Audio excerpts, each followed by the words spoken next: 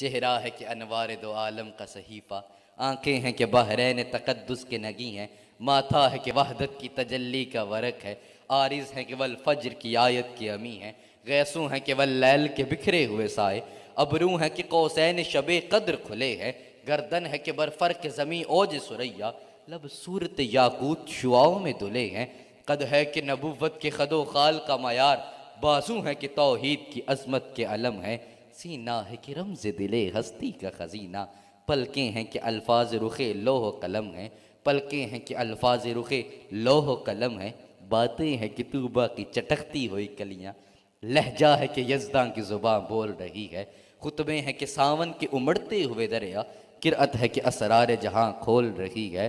ये दांत ये शीराज़ा शुबनम के तराशे हुए, याकूत की वादी में दमकते हुए हीरे, शर्मिंदा ए ताबे लबो दंदान पयंबर, हरफे बसना खानी खामा बसरी रे, ये मौज तबस्सुम है कि रंगों की धनक है, ये अक्स मतानत है कि ठहरा हुआ मौसम, ये शुक्र के सजदे है कि आयात की तंजील, ये आँख में आंसू है कि इल्हाम की रिमझिम, कहने को तो मलबूस बशर ओढ़ कर आया, कहने को तो मलबूस बशर ओढ़ कर आया, पर तेरे अहकाम फलक पर भी चले हैं, कहने को तो तेरे सर पे है दस्तार यतीमी, पर तू ज़माने के यतीमों का सहारा।